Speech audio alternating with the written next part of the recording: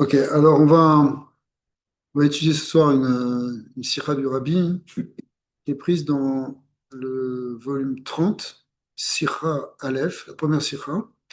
Et c'est une sira qui va porter sur la relation entre Yitzhak et Esav, et Yaakov aussi bien sûr. Et on va mettre aussi, enfin le Rabbi va mettre ça en parallèle et en perspective avec la relation entre Abraham et Ishmaël. Alors ça va être très intéressant parce que ça peut être compris dans plusieurs niveaux, en particulier dans une perspective où on voit Ishmaël comme les cousins orientaux et la source de l'islam, et Esav au contraire comme le monde occidental. Donc de là, on va pouvoir apprendre certaines choses. Alors, on va commencer tout de suite, on va regarder la Sira et après on verra. Alors, euh,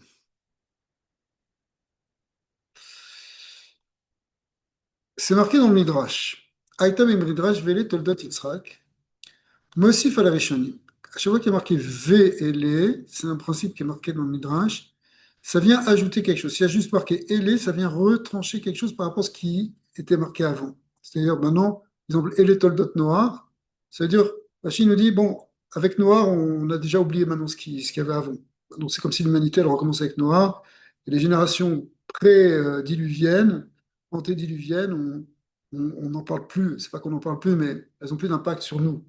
Alors que bon, jusqu'à aujourd'hui, on s'appelle les Bnei Noirs. Enfin, l'humanité s'appelle Bnei Noirs parce qu'on se rattache à elle. Par contre, dans Toldot Yitzhak, c'est marqué VLE. Alors, ce V, ce Vav, qui est un Vav émotif, il vient ajouter quelque chose. Les Ma'ala Imenu Bnei Israël. Donc, ça vient être motif sur ce qui était marqué avant dans la paracha. Et ce qui était marqué avant dans la paracha, c'est ce qui concernait, en fait, les descendances de Ishmaël. Umi Aya, alors, le Midrash, c'est là que ça arrive d'une manière un peu euh, curieuse. Oumi Adria, c'est qui les descendants de, de Yitzhak, de, ouais, ben, on aurait entendu, c'est qui les descendants d'Yitzhak d'après toi? Et ses enfants. C'est qui ses enfants? Les enfants d'Yitzhak, c'est qui? Et ça veut Yaakov. Et ça, d'accord. Alors, on a un Midrash très bizarre, il est en bas. Il y a, un Midrash très, très bizarre qui dit, Veletodot Yitzhak, ומי היה זה עשיו ובניו, שהיה בנו של יצחק. Et les Toldot Yitzhak, de qui on parle? De Esav et de ses fils. Ouais. Pourquoi? Shaya Racha Kemo Bnei Ishmael, כלומר, pardon, הלשון ואלה תולדות יצחק מכונה לעשו, מכוונת לעשו, שהיה רשע כמו בני ישמעאל. Pourquoi? Parce que ça vient suivre les Bnei Ishmael. Et on vient te dire, comme les Bnei Ishmael, c'était des Réchaïm, on parle aussi, Baruch haba, des Bnei Esav. Donc c'est un grand chidouche, parce qu'en général, quand on lit cette paracha, on dit Vele Toldot Yitzhak, on pense à Yaakov et Esav. Et là, il vient te dire, ben non, puisque ça vient rajouter sur ce qui était marqué précédemment, puisque ce qui était marqué précédemment, c'était les Bnei Ishmael, alors qui c'est qui vient s'ajouter dans la même catégorie de gens pas corrects? Eh ben, c'est Esav et ses enfants. D'accord? Shaya Racha Kemo Bnei Ishmael. Miat Haman et Mar Toldot Yitzhak Chaser. Et il y a un autre point qui est rajouté, c'est que le mot Toldot, il est écrit sans un vav ici, ce qu'on appelle chasser, oui. C'est pour nous dire qu'on ne compte pas toutes ces toladot, tous ces descendants, mais seulement la branche des Sav. D'accord? S'il y avait eu le vav, ça aurait signifié bah, tous les descendants des Tzrak, c'est-à-dire y compris Yaakov. Le aussi Yaakov, Miklal et Rechaim, ça vient sortir justement Yaakov de ce klal des Rechaim. Mais ça veut dire que les soldats Yitzhak, c'est la riche qui avait dans. Parce que le fait qu'il y a marqué VLE, le fait qu'il y a marqué VLE, ça vient nous dire que c'est pas simplement Ishmaël qui était des Réchaïm, mais aussi les descendants d'Israël. Lesquels? Bah, pas tous les descendants d'Israël, ceux de Esav, c'est-à-dire Esav et ses enfants. Alors, il y a Yaakov, il y a Esav, aussi des descendants de Yaakov et des Esav qui sont des Réchaïm. Oui, Sur Yaakov. c'est pour ça qu'Yaakov, il n'est pas compté. Et d'où c'est que tu comptes pas Yaakov? C'est parce que Toldot, il écrit Chasser. Bon, Parce que Toldot est écrit sans le Vav, c'est-à-dire, ça veut dire, c'est pas toutes les Toldot, c'est seulement la branche de Esav qui vient s'ajouter à la Klippa d'Ishmaël. c'est vraiment une nouvelle manière de voir. Alors, Chazak, וצריך להבין, le rabbi pose cette question, מאחר שלפירוש המדרש ואלה תולדות קאי עשיו, צריך לומר שעיקר ההרגשה בכתוב לפי פירוש המדרש היא לא על יעקב אלא על עשיו. Ça veut dire que quoi? C'est à Tout ce moi. début de paracha, il a pour parler des saves. Ben, jamais on a vu ça. C'est à moi, ça c'est étonnant. Premièrement, Echad Matsinou de Parashat Adgasha et les saves Yoter Meacher El Yaakov. Où est-ce qu'on a vu que c'est Esav le plus important dans cette paracha? Pas du tout. Ce qui nous intéresse, c'est Yaakov. Esav, c'est celui qui met des bâtons dans les roues, mais en fait, ce qui nous intéresse, c'est la descendante de Yaakov, non? Deuxièmement, et c'est deuxièmement, et c'est ça l'essentiel, Veikar.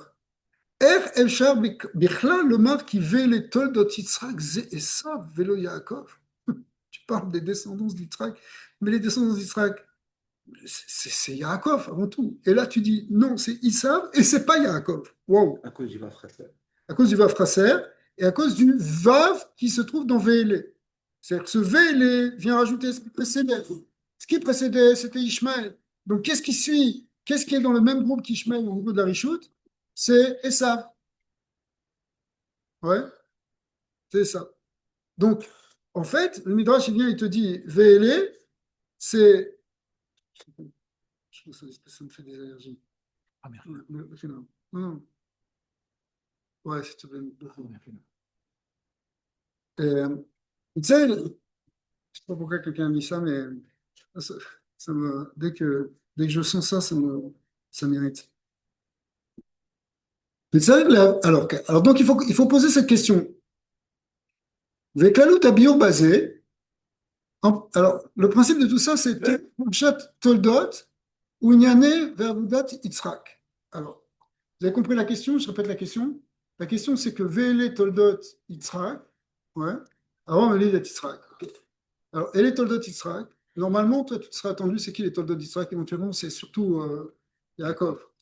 Et là, un midrash qui te dit, ben non, ça parle de Esav et de ses enfants. Pourquoi? Alors, il est d'Oresh ça dans les psukim, parce que c'est marqué Vele, donc ça se rattache à Ishmaël, qui était des Rachaïm, donc on parle aussi de la descendance de Rachaïm. Et aussi parce que Toldot est écrit sans Vav, pour te dire, ça inclut pas Yaakov, c'est juste un côté, et donc c'est le côté d'Esav, puisque c'est celui-là qui se rattache par Vele. Alors, il faut comprendre tout ça, parce que c'est quand même très surprenant, un midrash pareil. Torchen parachat Toldot, Minyane ve'avodat Yitzhak. Le, le contenu en réalité de la parashat Toldot, c'est essentiellement Yitzhak, Toldotav, c'est-à-dire ses descendances. Mais c'est pas seulement ses descendances, c'est aussi son histoire. Alichato Ligrar, comment il est descendu à Guérar, là où il y avait Abimelech, Afirata Beerot, Birkota, c'est ça la paracha. Il a creusé des puits, il a reçu des brachot, il a donné des brachot. ומאחר שהחידוש בעבודת יצחק על פני עבודת אברהם, שבפרשת הקודמת, בא לידי ביטוי וגילוי בכך שהיחס הרוחני בינו לבין עשיו היה שונה מיחסו של אברהם לישמעאל כדלקמן. Donc, en fait, Abraham, ce qu'on vient t'expliquer ici dans cette paracha, enfin ce qu'on voit dans cette paracha, c'est justement qu'il est le descendant d'Abraham, qu'il n'est pas dans le derrière d'Ishmaël, qu'il n'est même pas non plus dans le derrière de celui qui va lui suivre, c'est-à-dire Yitzhak. Donc, on n'est pas. C'est de ça qu'on devrait parler. On devrait parler, et c'est de ça dont on va parler dans la Torah. La Torah, elle va nous parler de l'histoire de Yitzhak. Qu'est-ce qu'il fait Yitzhak? C'est quelqu'un de bien. C'est quelqu'un qui creuse des puits pour amener de l'eau, pour amener de la vie, pour bénir ses fils, etc. On n'est pas en train de te parler de l'histoire d'un rachat ici. C'est accessoire, alors, normalement, ce passage. Ouais. Peut-être pas si sort que ça, mais en tout cas, pas autant que ça a l'air de le dire que C'est ça. les données de אתם פתיחת הפרשה, יבלה תולדות יצחק, זה עשיו. כי שמות, כי שמה, כי שמה, c'est-à-dire le nom de la paracha, ותוכנה על פרשת תולדות, דהיינו גם התולדות במובן של עבודת יצחק ומעשיו, וכולי, ניכר על ידי ואלה תולדות זה עשיו. Alors en fait, c'est une tentative de réponse que donne le rabbi pour l'instant, c'est qu'on peut dire que on voit la grandeur de Yitzhak en contraste avec la réchoute de Esav. C'est-à-dire que Esav, d'un côté, bon, voilà ce qu'il a fait. De l'autre côté, tu vois, de l'autre côté, Yitzhak, c'est pour te dire dans quel niveau il est Yitzhak. C'est pas pour te dire, te raconter l'histoire de Esav. On va te parler de Esav au début, ok, d'accord, peut-être, mais le but, c'est de montrer la voie de Yitzhak ici. Mais c'est pas ma chemin dans les mots, vraiment, ce que je dis. Bah, euh, si tu veux dire Comme que à Yaakov, pas de Yitzhak. Ve Toldot. Vele Toldot Yitzhak, Avram, Oli de Yitzhak. Ok. Le Talmud d'Israël, c'est les enfants d'Israël, mais c'est aussi l'histoire d'Israël. Ouais. C'est l'action. C'est quoi le sujet de la paracha? Le sujet de la paracha, on va te raconter son histoire à lui. Bon, son histoire à lui avec ses enfants aussi, mais son histoire à lui. Ici, il y a un petit résumé qui explique les comme ça. Donc, dans le numéro un, c'est ce qu'on a vu en premier, c'est un résumé de ce midrash. On voit qu'effectivement, ce midrash, on voit que les descendants, c'est Esav et ses fils, et Yaakov dans tout ça. Où est-ce qu'il n'est pas? D'accord. Deuxièmement, ce qu'on est en train de dire, alors c'est ce qu'on va voir. On va voir maintenant la relation entre Yitzhak et Esav versus celle de Avram et d'Ishmaël. Ok. C'est ce qu'on va lire maintenant. Ok. Bon, Chaba. Alors,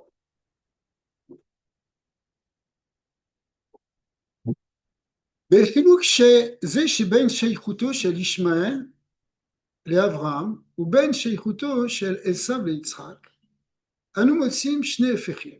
En vérité, si on compare les deux relations, la relation père-fils entre Abraham et Ishmaël et celle de Yitzhak et Esav, on va voir deux choses complètement opposées.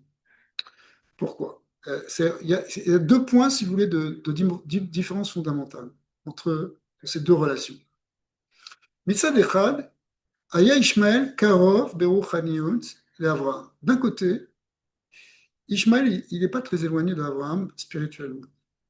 Il a repris sa voie. À la fin. Alors, effectivement, il a fait Teshuvah. Et c'est ce qu'on voit. Le terme Mehacher Esav et Yitzhak. Sheharei Ishmael Asa Teshuvah. Pechaya Avi. Donc, c'est ce que tu es en train de dire. C'est qu'il a fait Teshuvah, comme c'est ramené dans Rashi, c'est marqué dans Gemara. Muistamer Lomar, Sheadavar Ba Mitzad Ashpat Avraham Alaf. Oui, il a pris Akedat Yitzhak, par exemple. Il a amené son fils pour eux. Elle a pris Sénarem pour l'Akedat Yitzhak. Il a accompagné sur un bout du chemin. Donc Abraham a essayé d'éduquer Ishmael. Il a éduqué Ishmaël et il ne lâche pas sur lui. On voit aussi on dit qu'il a récupéré certaines midotes de Abraham Avinu. Okay. Et surtout, le point, c'est qu'on est d'orage dans les psukim, que puisqu'il était là au moment de l'enterrement d'Abraham et qu'il a laissé la place à Yitzhak en priorité, c'est dire qu'il a fait Teshuvah. Et le rabbi rajoute que probablement, enfin, ce que tu dis, c'est dire qu'il a une hachpa sur lui, c'est-à-dire au niveau éducatif. Mashenken be'esav, lo matzinu she'asa teshuvah. Nulle part on parle de teshuvah d'Esav. Hein. Ve'adraba, les filles Pirush Chazal, Amouskar, Gam et Pirush Rashi, les Parachetenu. Alors, c'est le fameux Midrash qui a raconté, Rashi le ramène ici, mais en fait, c'est le Parashat Vaïchim, qui nous dit que au moment de l'enterrement de Yaakov, Esav s'est opposé à l'enterrement de Yaakov, et il voulait la Marat Marpella, et on voit qu'il n'avait pas fait de Tchouva. Et il a fallu toute l'histoire de Roshi ben Dan qui est venu le tuer. C'est ce qu'on va raconter. Beit mitato ikev esav et gvurat Yaakov bemaharat Marpella. Olam eder Getsa. Donc d'un côté, on voit qu'il y a une relation plus. Finalement, Ishmael est plus allé dans le chemin d'Abraham que Esav dans le chemin d'Yitzhak. Cependant, il y a un autre facteur qui fait qu'on peut voir les choses dans un autre sens, et même contraire. Olam eder Getsa, Abraham yatsa venifrad bimeno Ishmael. Il y a un point qui est très important, c'est que il est sorti, on dit comme ça, c'est marqué dans le passage que Abraham, elle explique là-bas, que Abraham, il a fait sortir Ishmaël de lui, et il s'en est séparé. Le Nifrad, il s'en est séparé, c'est-à-dire, c'est marqué dans le Balatania, il dit qu'il y a une séparation réelle. Dans la Kabbalah, hein, il explique la chose suivante, c'est que et dans la Chassidoute, c'est que Abraham, il a eu Ishmaël, c'était pas avec sa femme, c'était avec la servante.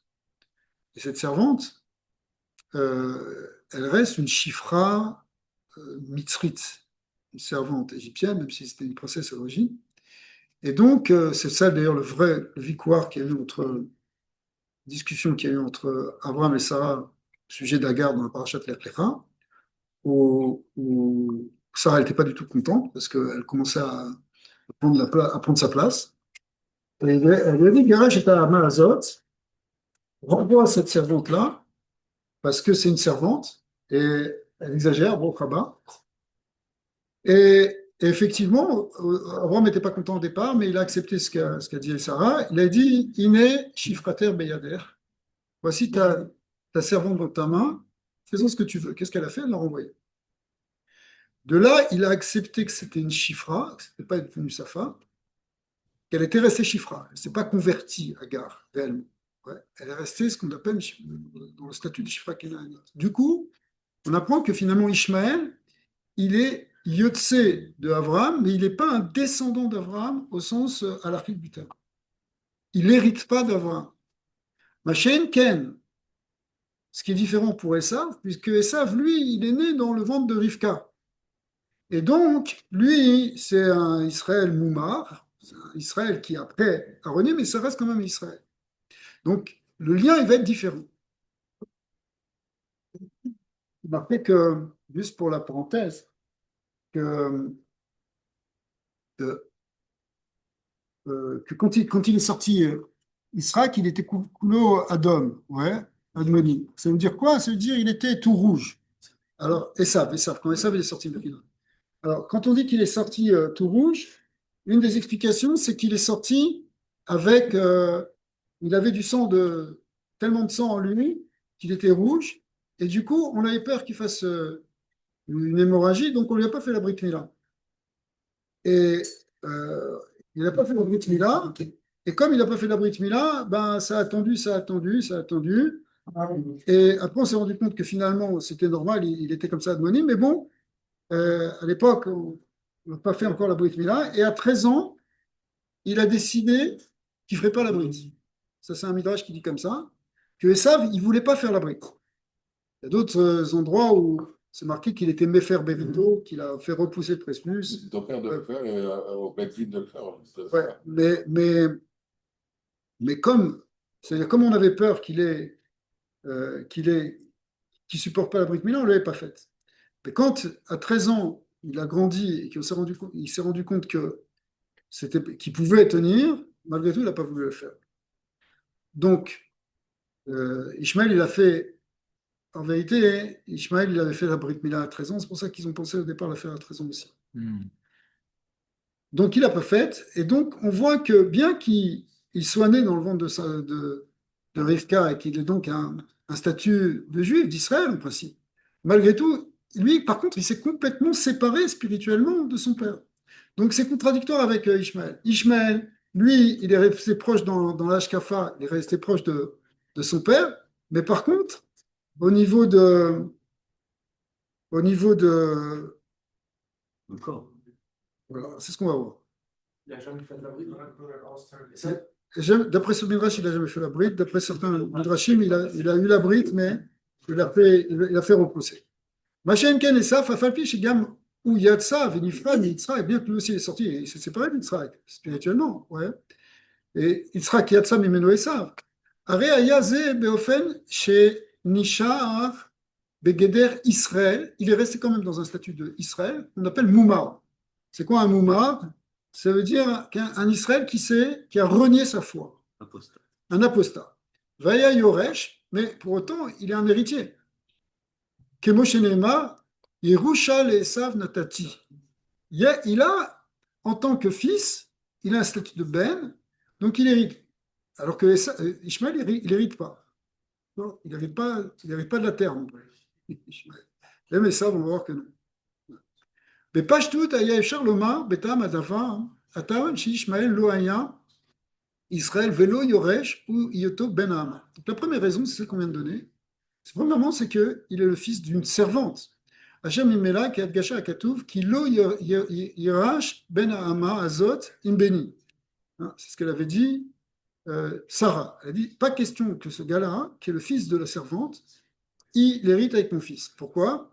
Parce que le fils de la servante, il a un fils de servante, un homme qui a sa chifra, il n'hérite pas cet enfant. Machin Ken, et ça va y a Bena chez Rivka. Val misé, chez Gam Achirim, Echadim, pardon, Ben, Bne Yaakov, Ayub Bne Shifrot. Alors, il y a une question qui se pose, mais Yaakov aussi, il a épousé des servantes. Oui, ils héritent. Et ils héritent. Dan, Asher, Naphtali, Gad. Ok? C'est des héritiers de Yaakov à part entière. Pourtant, c'était des servantes. Alors, elles, ces servantes-là, c'est pas pareil, parce que elles ont pris un statut de femme. Elles se sont converties. Ouais. La Falkien Yaakov, Mitato Shlema, Shilo ke Avram Yitzhak, Sheyatsum Bemeno Ishmael Ve'esav. Donc lui, on dit Mitato Shlema, c'est-à-dire que ses 12 enfants, ils sont authentiques, authentiquement juifs, on va dire. Mouvan Shelifne Matan Torah Aya Gam Ben Hama Yachol Veliyot Ben Yoresh. Le rabbi, il rentre quand même dans la Souga et il dit, malgré tout, avant Matan Torah, hein, vous pouvez imaginer que le fils de la servante, il hérite. Alors, bon, en fait, je vais un peu en raccourci parce que quelque part, c'était aussi la marloquette qu'il y avait entre Sarah et Abraham. Quel est le statut d'une servante ou d'un fils d'une servante? Donc, si on pose cette question de dire, ok, très bien, le fils de la servante, ça hérite pas, mais peut-être qu'avant Matan Torah, ça peut hériter. La preuve, c'est les femmes de Yaakov qui ont fait hériter leurs enfants. Même si on dit par ailleurs, la réponse la plus classique, c'est de dire, elles se sont converties, elles sont devenues des vraies femmes, alors qu'elle, elle a été renvoyée, elle n'a pas accepté, au contraire, elle a voulu prendre la place, et puis bon, elle a fait sa propre descendance. Alors, en tout cas, si on dit qu'avant Matan Torah, c'est pas flagrant, qu'une Ben Ahama, il pourrait éventuellement hériter, alors à ce moment-là, hein, Adra Kusha Lidurta, la question revient. Hein. Maou Achiluk Ben Ishmael Esav, c'est quoi la différence? Chez Mitzido Aya Esav, Dafka Din Israël, Velo Ishmael. Comment ça se fait que, oui, Esav, il a le statut d'Israël, alors qu'Ishmael, il l'a pas. Peut-être qu'ils sont sur le même plan finalement. Afalpi chez Ishmael, Dafka, Asatchouva, Vélo et ça. En plus, ça renforce. Il devrait être plus héritier Ishmael, puisque lui, au moins, il a fait Tchouva. Ouais. Donc, Abraham, il a marié Hagar parce que Sarah ne veut pas avoir d'enfant. Alors, Est-ce que c'est la raison? Ça fait aucun sens, cette histoire. Pas ce que tu dis, mais quand tu lis sur Chumash, elle n'arrive pas à avoir d'enfant, elle lui dit, tiens, je vais te donner cette servante, et peut-être, Evané, peut-être je vais construire moi ma maison. Pareil. Pareil. Ça réveille la jalousie. Alors ça réveille la jalousie. En haut. Elle est maso. Mais c'est possible. En haut, ça réveille C'est possible. On voit l'histoire avec Elkana qui avait deux femmes qui étaient Hana et Pnina. Et Pnina, elle faisait exprès de rendre jalouse Hana pour susciter cette filote. Peut-être que Sarah, c'est ce qu'elle a voulu. Elle a dit, je vais me planter un couteau dans le pied, peut-être je vais avoir mal, je vais crier à Hachem. C'est ce qu'elle a fait. Ça le pchat?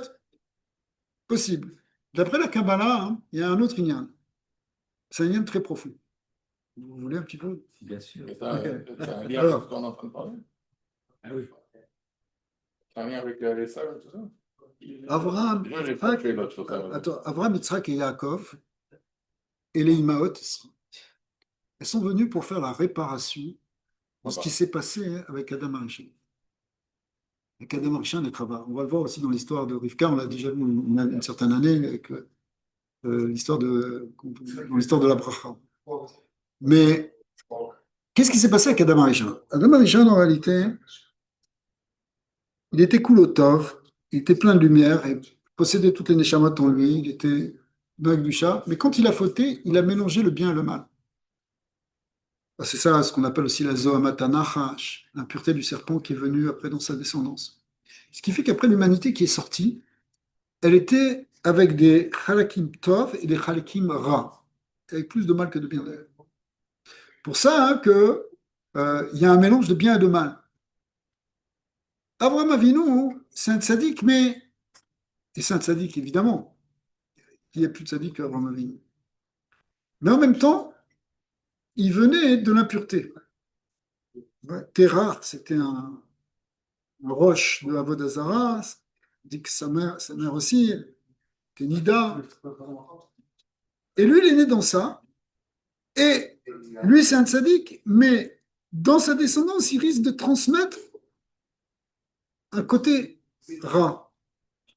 Alors, l'idée de ce lien de se marier avec Aga, c'est pour faire un birou, quoi un birou, un tri pour extraire le côté rat et qui est parti chez Ishmaël. La clipa de Avraham Avinu, elle est partie chez Ishmaël. Et donc, il est resté Yitzhak, qui lui est sorti après ça. Il a pu, après ça, faire la Brit Mila, et après ça, il a pu concevoir Esav. Une fois qu'il avait sorti ce rat, cette clipa de lui. Et c'est à ça qu'elle a pensé à Sarah, alors? Sarah a pensé à ça? D'après certains, oui, c'est ça, plate. Ah, C'est qu'elle ne pouvait pas encore avoir Yitzhak tant qu'elle n'était pas sorti Ishmael. Et Ishmael, elle ne voulait pas le sortir par elle. Donc, Il fallait que ça sorte par ailleurs. donc le problème, c'était pas elle en réalité, c'était Abraham. Le problème. Le problème, ouais, le problème, c'était Adam Arishon, si tu veux. C'est-à-dire qu'il fallait réparer ce problème d'Adam Arishon. Maintenant, en revanche, pour Yitzhak, le problème, c'est qu'il a été molide, Yaakov et Esav en même temps. C'est-à-dire que la clipa qui est sortie de lui, la clipa de Yitzhak, et aussi qui devait faire un bureau de la clipa de la Gvura, Abraham Avinu l'a fait sortir la clipa du Chesed, mais la clipa de la Gvura, Yitzhak Avinu, il l'a fait sortir en même temps, et c'est resté dans Esav. Et c'est pour ça que c'est une raison d'ailleurs très profonde pour laquelle on explique qu'il y a beaucoup de convertis chez Esav, comme on voit dans Agmara et comme on le voit dans Berfouche, beaucoup de chrétiens qui se convertissent, du monde occidental qui se convertissent, alors que dans l'histoire, il y a eu très très peu de convertis de Ishmaël. Pourquoi? Parce que des Netzutzot, c'est quoi quelqu'un qui se convertit? C'est une même juive en fait qui est tombée dans la clipa. Mais chez Esav, elles sont tombées facilement parce que Esav était dans le même ventre, si vous voulez. C'est-à-dire que Esav, il est en quelque sorte l'envers de Yaakov. Donc, il y a eu des Netzutzot de Gdusha qui sont tombés chez Yaakov, de même qu'il y a eu des Netzutzot de Ra qui sont tombés chez Israël. C'est pour ça qu'il y a un bureau à faire, c'est ça la notion du RFRA. On a un bureau aussi à faire sortir de Yaakov des étincelles de Ra. Mais des étincelles de Tov qui sont tombées chez Esav, elles sont amenées à se convertir, ça peut devenir même des grands tabliers Chachamim. Okay. Alors revenons à nos histoires. Ouais. Qu'est-ce qu'on a vu en fait? Que Ishmael il a fait tchouva, et lui il est retourné dans le droit chemin. Par contre, Esav, non. C'est l'histoire où il est arrivé à Marat Marpella, hein, et c'est la fameuse histoire avec Roushi Ben Dan, qui est venu, et qui a dit qu'est-ce qui se passe ici? Il n'entendait rien, il est venu, il a pris un bâton, il a coupé la tête des sables, et la tête des sables, elle a roulé dans le caveau. Autrement dit, on apprend que la tête des sables, elle a quelque chose de positif. En fait, c'est comme si sa tête, elle est restée dans la Gdusha, puisqu'elle est enterrée dans un endroit kadosh. Pourquoi? Parce on a un principe, en fait, que on ne peut pas enterrer un rachat avec un tzaddik. Donc, dès que le Baruch il a accepté comme ça veut dire que sa tête, elle était dans la Gdusha. En revanche, son corps, il n'était pas là. C'est pour ça qu'il est enterré loin de là. Ouais. Alors, ce qu'on va voir maintenant.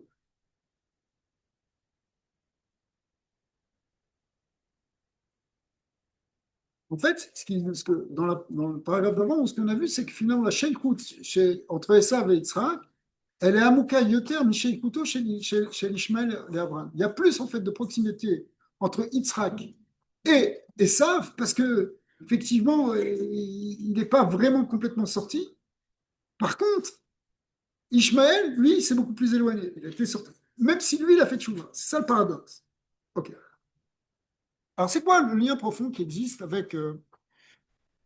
entre Yitzhak et Esav? Alors, c'est le midrash qu'on vient de dire, on ne va pas le relire.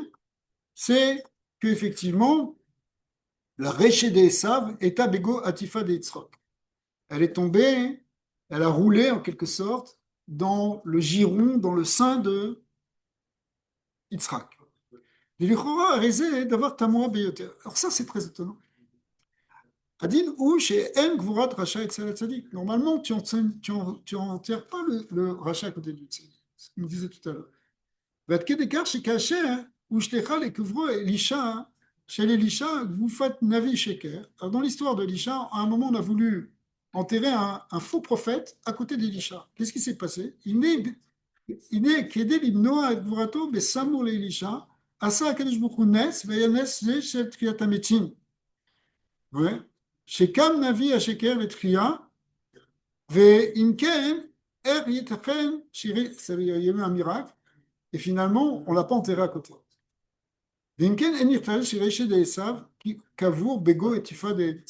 Comment on peut dire que la tête elle soit si bonne pour être enterrée à côté d'Israël?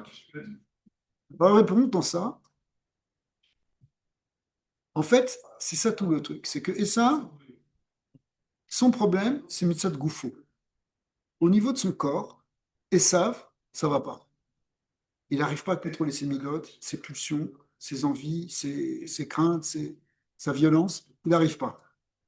Okay, ses peurs, ses traumas, tout, il n'arrive pas à gérer. Il ne gère pas. Mais sa tête, elle est bonne. Il comprend bien. Il pose des questions de Talmid Chacham à son père. Et il est intelligent. Et d'ailleurs, ces convertis des Sav, souvent, ça a été les Talmid des Chachamim.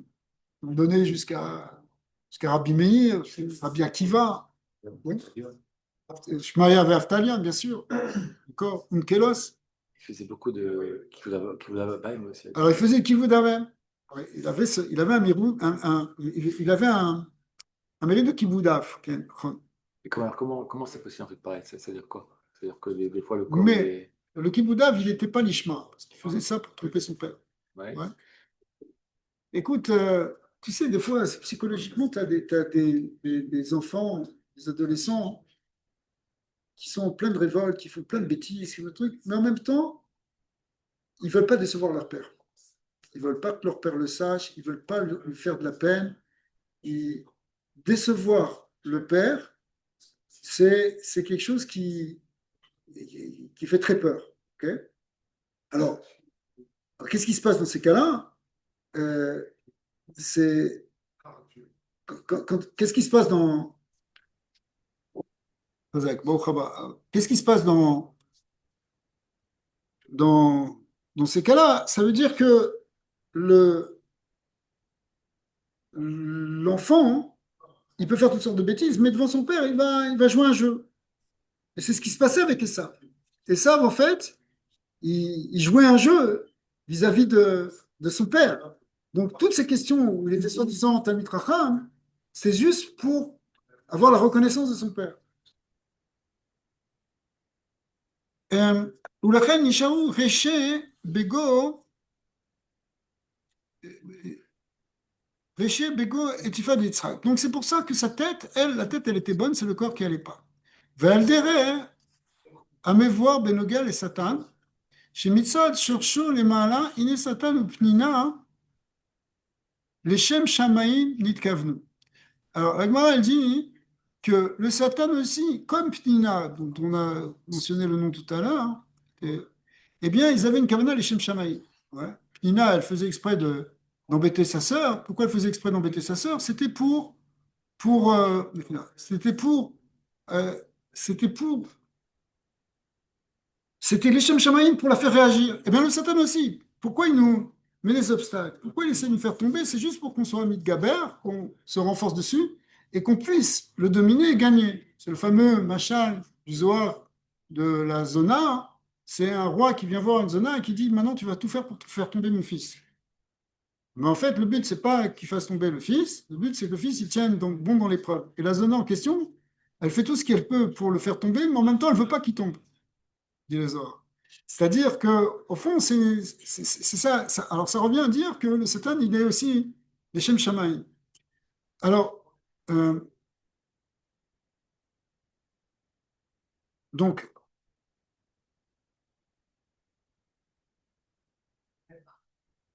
וכך גם בעשיו, כפי שנולד מיצחק, היינו מצד הראש והשורש שלו.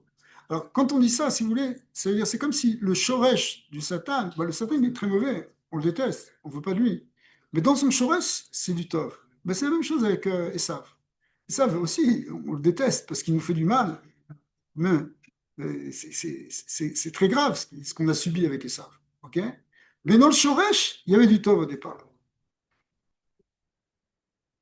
C'est-à-dire que toute la culture, c'est ça, Alors, il y a probablement des choses à récupérer hein, dans la civilisation occidentale qui sont positives. Certaines richesses intellectuelles, probablement. Mais peut-être que ça monte un peu plus. Il faudrait chercher un peu plus haut que simplement choses de la culture. Choses plus profondes. Ce qu'on appelle ici le roche, peut-être on peut essayer de le définir un peu plus tard. On va voir comment le rabbi va le dire, déjà. Donc le shoresh, nimshar le mata mitkacher mitlabesh begufo shel Esav, shiu ragamu, en nitzutz ekdusha yachol le'ir sham, al derer, ma sheneemar ner reshaim yedaer, bidar. C'est-à-dire quoi? C'est-à-dire qu'il y a la tête, mais le gouffre, ils sont déconnectés. D'ailleurs, c'est ça la symbolique d'avoir coupé la tête. C'est qu'il y a une déconnexion. Mais nous aussi, ça peut être comme ça. Des fois, on a des très bonnes idées et ça ne suit pas du tout dans notre corps. On dit des choses, on a des belles choses et on se comporte autrement. Pourquoi? Parce qu'il n'y a pas la connexion. Vous savez que le Icar de Yetziat Mitzrayim, depuis Kabbalah, hein, c'est le passage de la gorge. C'est quoi le passage de la gorge? Parce que entre la tête et le corps, il y a un goulot étroit, un goulot d'étranglement, il ne faut pas s'étrangler évidemment, qui s'appelle la gorge. C'est pour ça que Paro, il est au niveau de Oref, de la nuque. Paro, c'est la même lettre que Oref. Et c'est pourquoi, hein? Pourquoi? Parce qu'en fait, tout le but, c'est de faire descendre la lumière qui est dans la tête, faire descendre dans le corps. Ouais, la lumière, c'est justement la conscience. Le Da'at, il faut le descendre dans le corps pour que ça fonctionne. Et c'est là que le Yetzara et l'Égypte et la Kippa l'attaquent, dans le Oref, dans le truc. Alors, cette connexion entre la tête et le corps, c'est ce qui est le plus difficile à faire. Et elle n'existe pas chez ça. Il n'arrive pas. Ça passe pas. Alors,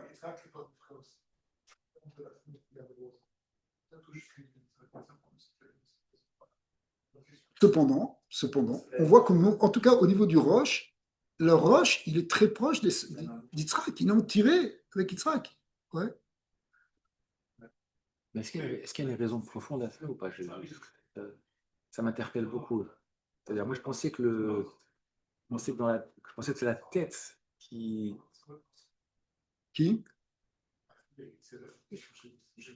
amenait l'homme sur le chemin. Ça veut dire, c'est la tête, c'est pas le corps. Ça veut dire, quand l'homme il veut fauter, ben, la tête elle dit va fauter. Mais là, on a l'impression que c'est pas vraiment comme ça que ça marche. C'est marqué qu'un Adam choté est là qui shinit nasbo ou shtut.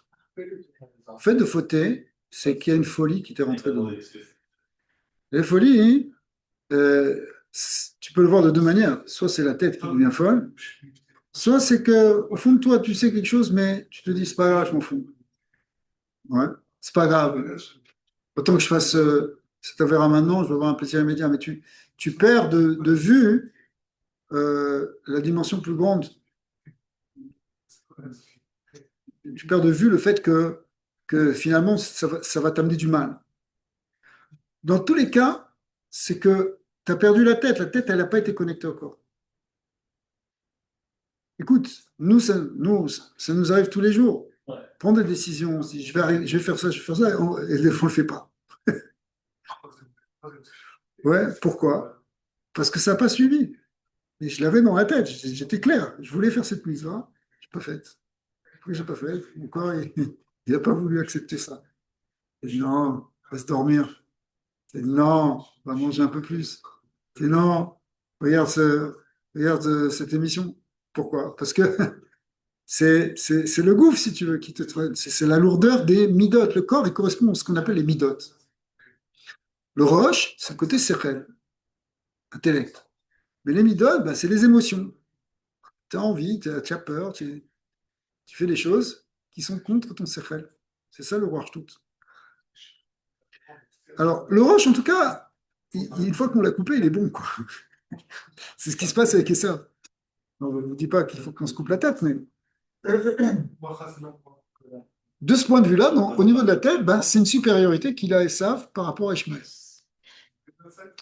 En Ishmael ואין עשיו, להיותם תולדות אברהם ויצחק, הרי אף על פי שיצאו ונפרדו מהם, נשאר בהם כוח האב. Alors, les deux, on a dit, sont sortis. Quand on dit sortir, ça veut dire quelque part s'extraire du derrière. Ouais. Mais même s'ils sont sortis, il reste ce qu'on appelle Kohara Av chez Baaben. Hein, la force du père, elle était mise dans vous. Parce que étant donné que l'enfant, il vient de la semence du père, alors il a une force du père en lui. Ouais.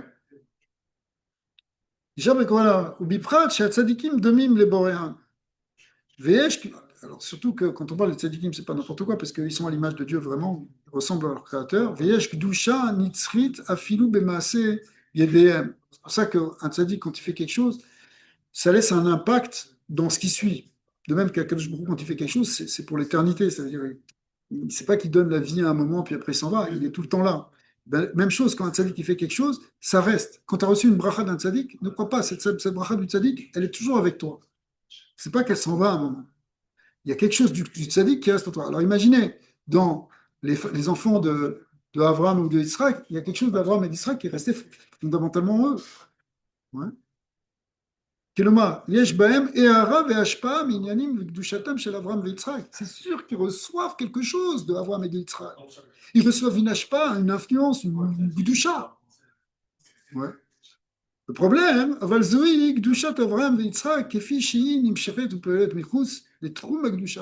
problème, c'est que c'est vrai que c'est une influence, mais qui sort du trou de la gdusha.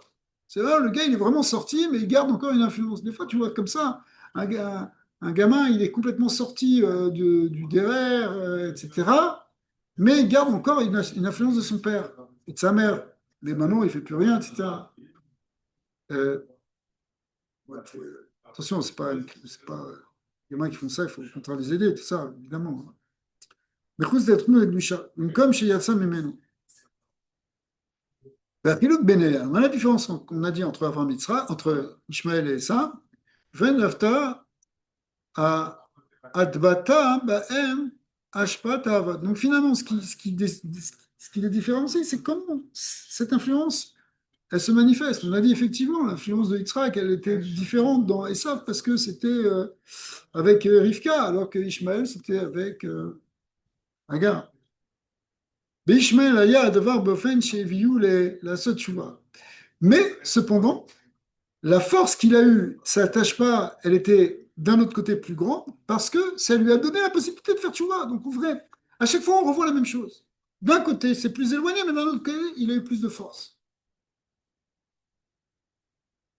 אולם מעידר אפילו לאחר שעשה תשובה, נשאר בגדרו הקודם, גדר של היעדר שייכות לאברהם. Il reste quand même éloigné. Ah, il fait tchouva, mais il reste éloigné d'Abraham. Donc il y a une grande influence d'Abraham sur Ishmaël qui lui permet de faire tchouva à la fin, mais malgré tout, il reste dans un guéder qui n'est pas le guéder d'Abraham. Maché en ken Esav, Esav c'est fou.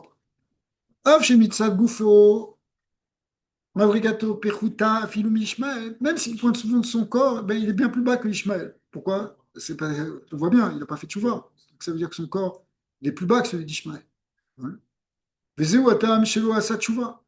Mais quand Makom, il s'adressait, mais du point de vue de sa tête, kefishi ou nifrad ve menutak migoufo, lorsque la tête on la sépare du corps, on ne la regarde plus dans le corps, areu begeder itafe de Yitzhak. Alors Bego il te fait d'Yitzhak, il va rentrer dans le sein d'Yitzhak, c'est comme si la tête elle avait roulé à côté de lui.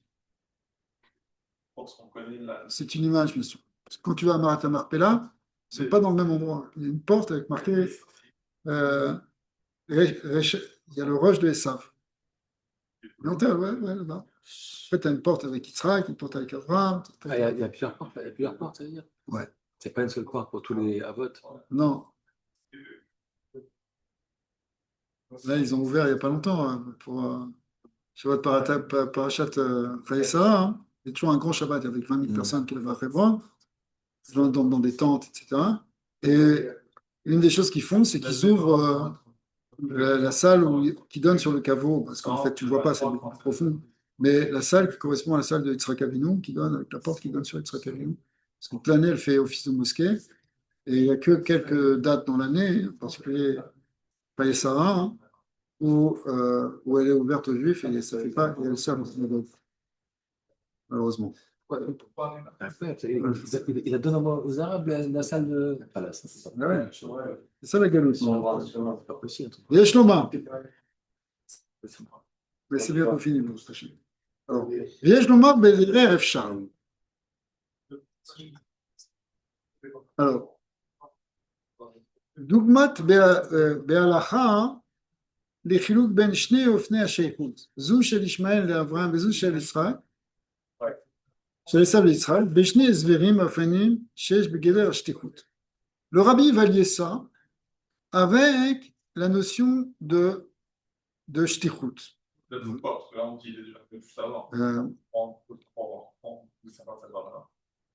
Ce qu'il appelle ici deux types de shtichut. Ouais. Il y a deux manières d'expliquer un shliach. Soit tu vois le shliach comme une partie de Meshaléach, Shaler Shel Adam Kemoto.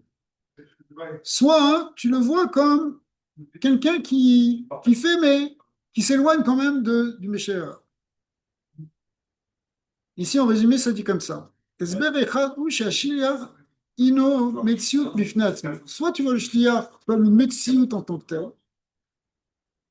Et là, chez Din Torah ou chez Aliédézé, chez Meshaler Memaneu les shlucho, ça veut dire que, halachiquement, il a un statut où il est envoyé par quelqu'un et il peut le remplacer pour quelque chose, mais il est indépendant quand même du Meshaléa. Il a une Metsiout Bifnei Atzmo. Ouais. Vasver Hacheni, c'est-à-dire, alors ça va faire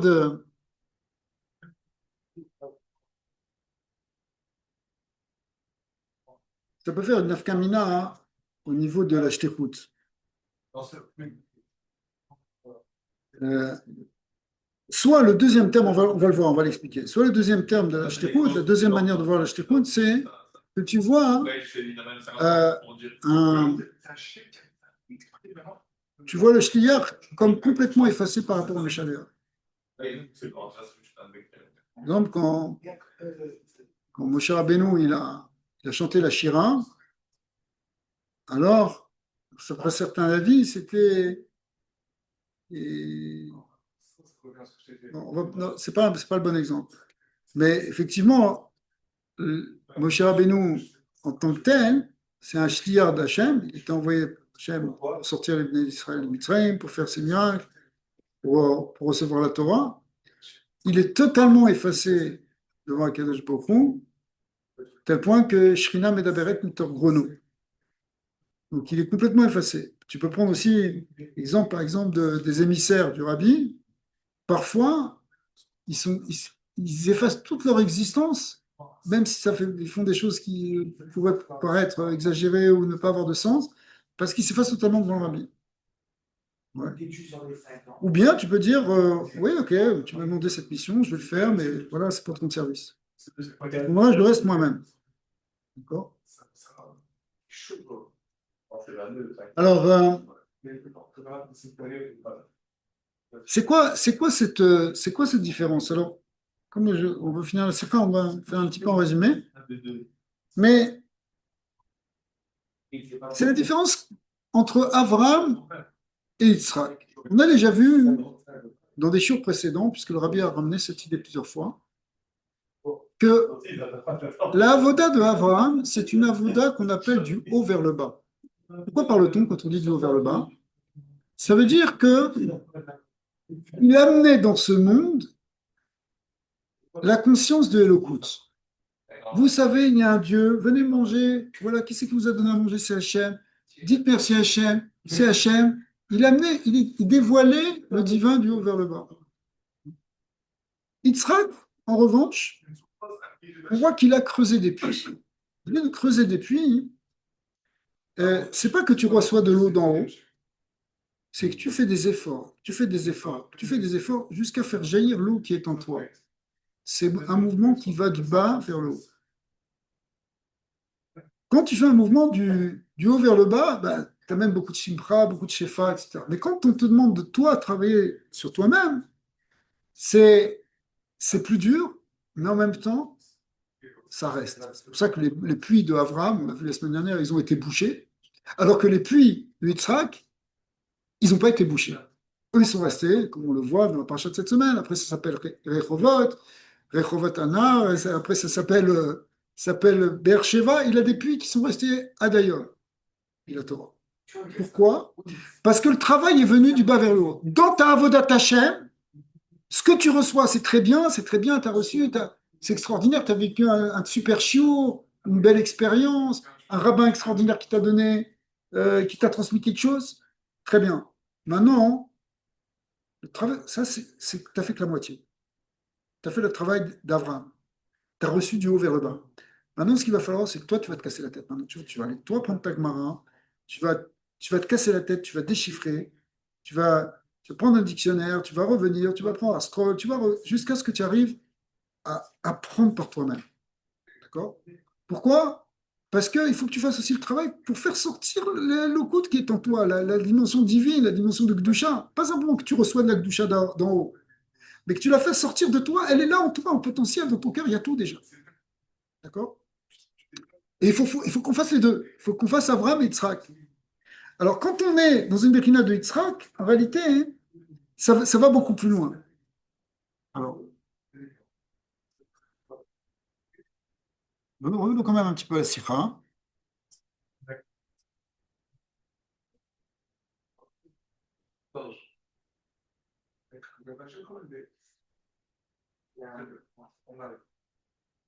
C'est qu'en fait, si on dit qu'Avraham Avinu, il avait une hashpa qui amenait du haut vers le bas, c'est ça qu'il a donné à Ishmaël. Donc Ishmaël, il a reçu quelque chose d'extraordinaire, mais en même temps, il n'a pas fait le travail complètement sur lui-même. C'est pour ça que, même s'il fait teshuva, mais cette teshuva, il n'a pas fait le travail de véritable transformation. Il ne fait pas un travail du bas vers le haut. Lui, il est resté dans cette influence du haut vers le bas. Des fois, tu vois ça, tiens, un tzaddik, bon, c'est le fils du tzaddik, mais lui, il n'a pas poussé comme son père. Ça peut. Ouais. Ben là, c'est un peu la même chose. Ishmaël, il reçoit une grande hashpa, mais il ne la transforme pas. Cette hashpa est suffisante pour lui permettre finalement de quand même rester dans un bon chemin. C'est ça l'idée qui finit par faire tchouva.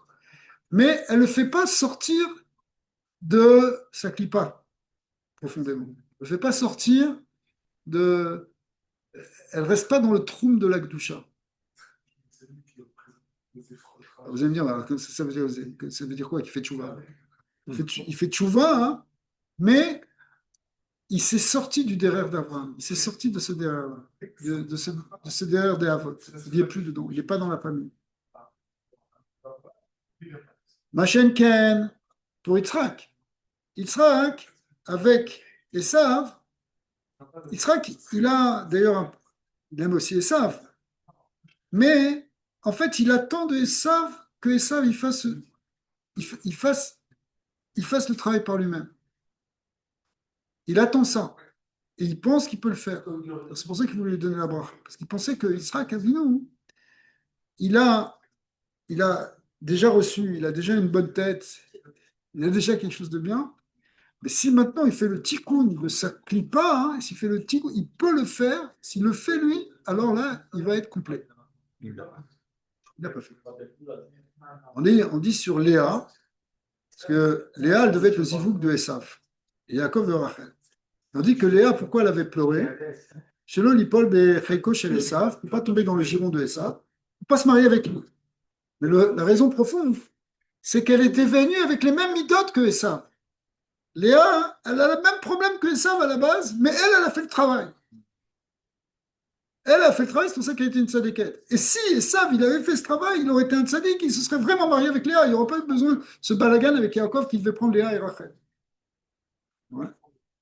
Pourquoi? Parce que s'il avait fait cette échouva, lui, il aurait été un des Havot en quelque sorte. Ishmaël a fait tchouva, mais il n'est pas devenu un Hav.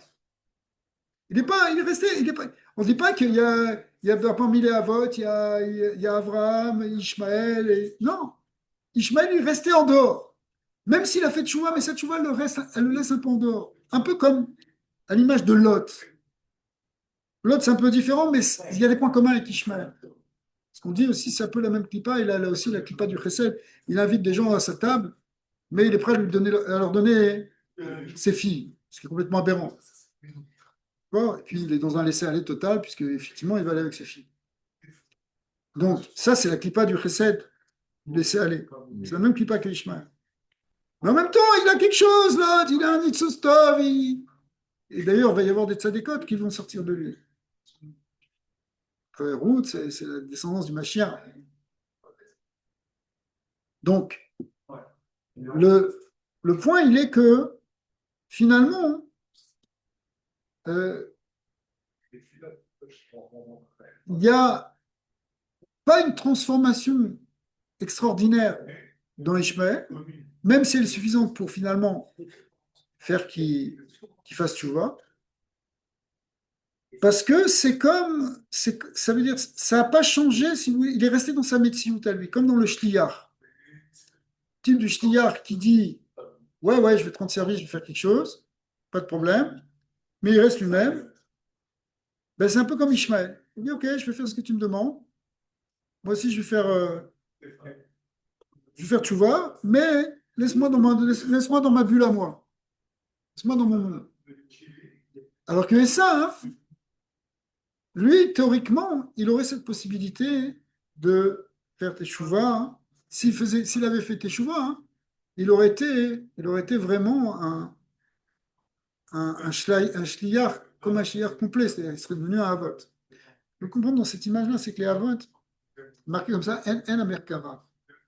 Les avots sont eux-mêmes le chariot divin, c'est-à-dire ils s'annulent tellement face à Kadosh Baruch Hu qu'ils sont eux-mêmes les véhicules de la volonté divine. Ouais. Donc, de ce point de vue-là, ils sont dans des shluchim où ils n'ont plus de metsiout. Avraham Avinu, il est totalement annulé à Dieu. Il n'y a pas, ouais, il n'y a pas Dieu et moi. Moi, je suis complètement effacé devant Dieu. C'est ça être un avot. C'est d'être un shliar d'Akadosh Baruch Hu complètement. En réalité, c'est ça qu'on vise, nous, le clan Israël. C'est l'esprit des shlichim de Chabad. C'est ça l'esprit des shlichim de Chabad. Mais le rabbi, il a beaucoup insisté sur le fait que la shlichut, ça concerne tout le monde. Au sens où, déjà, par essence, on est des shlichim d'Akadosh Baruch Hu, puisque notre neshama, elle est venue du monde d'en haut, elle a été envoyée en shlichut pour transformer son monde. Ouais. C'est pas simplement un shliach qui va partir dans une zone perdue, c'est qu'on est tous des shluchim qui sont partis dans une zone perdue terrestre, en fait, matérielle, mais pour dévoiler Dieu dans ce monde matériel. Et ça, c'est la voie qu'on va retrouver finalement chez celui dont on n'a pas parlé ici, c'est-à-dire Yaakov. Yaakov, lui, il va être celui qui va fonder le clan Israël, qui va gagner tous ses combats pour finalement les souffrir chez Béhavot. Donc, il va avoir à la fois la force d'Abraham et la force de Yitzhak. Il va les combiner les deux. Et c'est ça qui va donner le peuple de Yaakov. Une fois qu'on a sorti la clipa de Ishmaël et d'Esav, on peut trouver Yaakov à venir. Alors, est-ce qu'on peut comprendre de ça quelque chose au niveau actuel, en disant que, effectivement, on voit d'une certaine manière, en ce moment, disons, une certaine forme de tchouva d'Ishmaël. Vous avez sauté en l'air, vous avez dit quel tchouva d'Ishmaël? Au contraire, c'est des islamistes qui mettent des bombes partout. Oui, mais il y a une émergence dans le monde musulman d'un certain nombre de gens qui veulent plus de ça. Ouais. Ils cherchent encore leur intérêt, évidemment, parce qu'il ne faut pas leur demander de Shem Shamim. Effectivement, Ishmael cherche son monde à lui, il cherche ses intérêts à lui, mais, à travers les accords d'Abraham, justement, il y a une idée d'arriver à voir les choses autrement. Et ça, on peut imaginer que c'est l'amorce de ce qui est prévu par les Chazal, de la tchouva d'Ishmael. En revanche, Esav, on ne voit pas qu'il fait tchouva. Il fait pas tchouva. Simplement, ils ont des nitzutzot de Tov qui peuvent sortir. Ouais. Par exemple, ça peut être des convertis, mais ça peut être pas forcément des convertis, ça peut être des bnei noirs qui acceptent en quelque sorte les 7 mitzvot des bnei noirs. Ça, on peut en trouver dans toute l'humanité, évidemment. Mais par exemple, quand vous avez certains, même des gens comme Trump qui sont issus de Esav, mais qui ont un regard au niveau parfois du roche. Le roche, finalement, il est bon, c'est-à-dire qu'ils ont compris le Hémet, ils ont compris quelque chose de vrai, mais ça ne suit pas au niveau du corps parce qu'ils ont tout été à vote et parce qu'ils cherchent l'argent. Et malgré tout, le fait que c'est aussi au niveau du Tov, ça peut créer un grand tikkun, et Bezat Hashem, on va espérer que après il t'appelle avec Tova, et que Kadosh Baruch Hu, il va être Mitgalé, et Ishpot Be'aressa, il va juger sur la maison des Sav, et Yaakov y est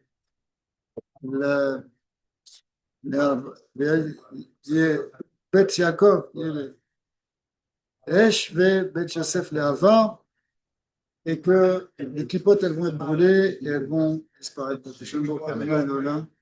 Amen.